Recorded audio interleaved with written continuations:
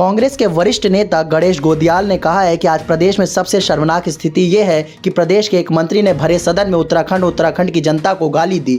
और उससे भी शर्मनाक बात यह है कि प्रदेश के मुख्यमंत्री पुष्कर सिंह धामी और विधानसभा स्पीकर में उस मंत्री को बचाने का काम किया।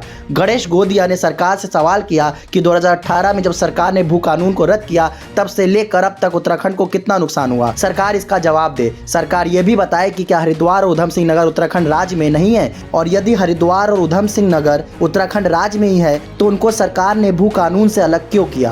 प्रेस का उद्देश्य, इस प्रेस कॉन्फ्रेंस का उद्देश्य ये है कि वर्तमान में राज्य में जो स्थितियां चल रही हैं, जो तात्कालिक घटनाक्रम है, उनमें प्रमुख तौर पर आज हमारा समस्त जनमानस इस रूप में अपने को स्वयं को अपमानित महसूस कर रहा है कि राज्य के एक वरिष्ठ मंत्री ने विधानसभा में खड़े होकर अपने स्थान से इस प्रदेश के वासियों को गाली दी है। और सबसे बड़ी आपत्तिजनक बात उससे भी बड़ी ये है कि माननीय हमारे मुख्यमंत्री जी ने और विधानसभा के अध्यक्ष जी ने उस मंत्री का पुरजोर बचाव करने का काम किया।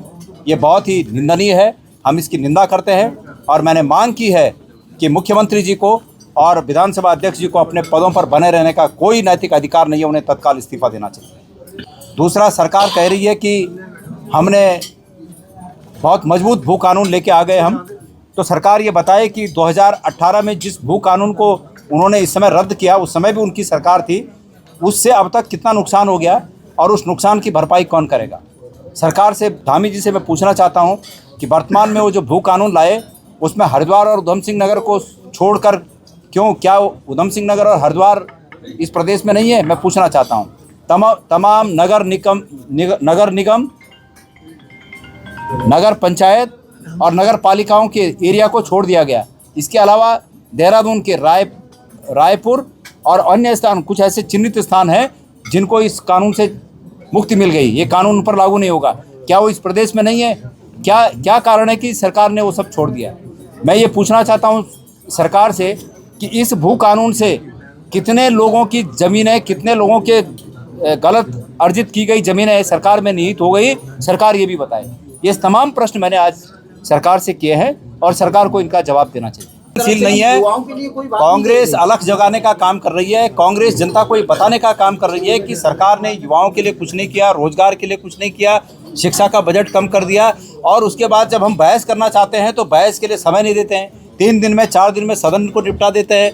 तो आखिर कांग्रेस जो है, फिर मैं आज आपके, अगर लोग बीजेपी कर ही यही रही है क्योंकि उनको वोट इसी में मिल रहे हैं, लोग इन्हीं लहरों पर सवार होकर लोग उनको वोट दे रहे हैं, तो बीजेपी को काम करने की जरूरत क्या है? बीजेपी कह रही है, एक तरफ बीजेपी कह रही है, धामी जी कह रहे हैं कि डेमोग्राफी चेंज हो रहा है।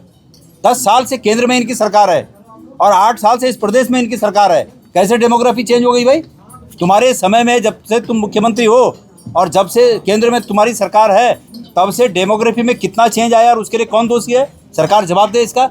और ऊपर से कानून बना रहे हैं ये यूसीसी में कि 1 साल जो यहाँ रह जाएगा वो भी यहाँ का निवासी कहलाएगा।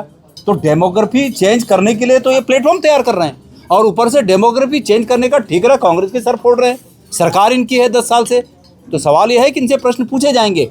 ये प्रश्नों से डरते हैं, विधानसभा में ये समय देते नहीं है, विधानसभा में बहस होने नहीं देते हैं। इसलिए हम आपके बीच आकर इस बात को उठा रहे हैं, सड़कों पर इस बात को उठा रहे हैं। कानूनी कपड़े पहनाने का काम किया।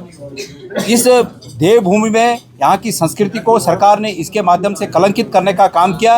और कांग्रेस पार्टी जब 2027 में यहाँ की जनता के आशीर्वाद से सत्ता में आएगी, हम इस कानून का, इसकी दोबारा समीक्षा करेंगे।